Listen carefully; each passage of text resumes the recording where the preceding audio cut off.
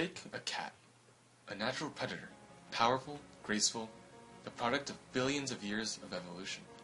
With an accurate sense of hearing, superb night vision, and a finely tuned sense of smell, a cat is truly an empiricist, taking in its surroundings and acting purely on its experience of the physical world. On the other hand, you have us, human beings. Unlike cats, we, for the most part anyways, don't rely solely on what we see or hear.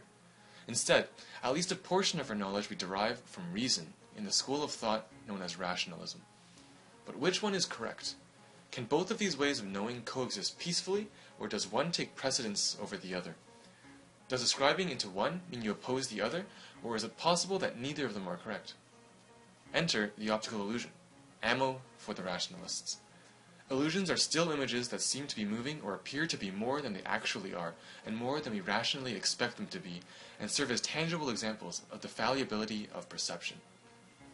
These series of lines and colors appear to move, but only because of the way that our brain perceives and processes the combination of the colors and patterns, interpreting it as movement. These cats appear to be different sizes, even though they are... Wait, no, they actually are different sizes. There are countless optical illusions, some that challenge our perception of color and luminosity, while others our sense of size and scale. If nothing else, the very concept of optical illusions brings to light the fact that the reliability of sensory perception, the very foundation upon which empiricism is built, is nothing more than an illusion in and of itself. This argument puts into question the scope and limitation of our senses and challenges the implicit assumption that our sight, smell, hearing, or even taste and touch are flawless. In fact, and perhaps ironically enough, science, based on empirical methodology, has revealed to us exactly that. Our visible spectrum is minuscule compared to the entire range of the electromagnetic spectrum of light. Flowers appear as completely different spectacles to bumblebees, who can detect ultraviolet light. Our hearing, as well, is not as great as it is cut out to be. Cats and dogs have much more sensitive ears and can hear sounds at frequencies far higher than we can. Smell falls in the same category as well. While we might be able to smell the stew that's cooking on the oven, a dog is able to sniff out each individual ingredient and spice. Ever hear of a super taster? Individuals with a heightened sense of taste due to an increased number of taste buds can only suggest that the average person's taste is relatively limited. Taste in itself seems to be at least partially subjective in nature as well, and from this subjectively arises the paradox in assuming that our perception and experiences of the world are objective and universal.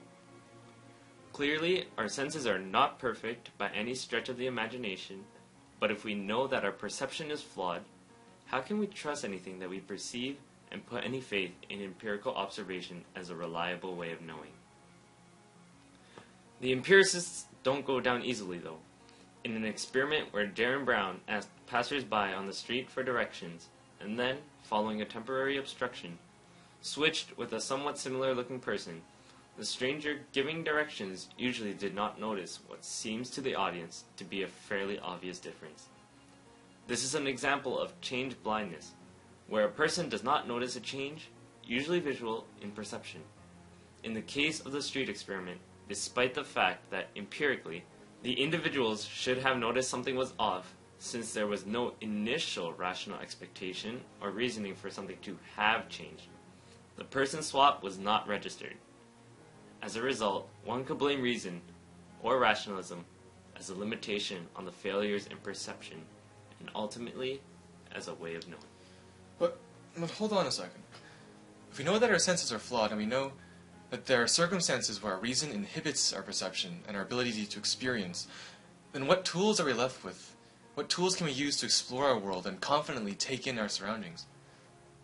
There will always be history's Plato's defending the merits of reason, and there will always be the opposites, Aristotle's fighting for the other side.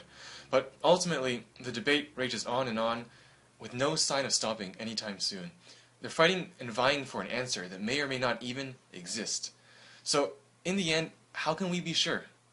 How can we be sure we're not any better off than a cat?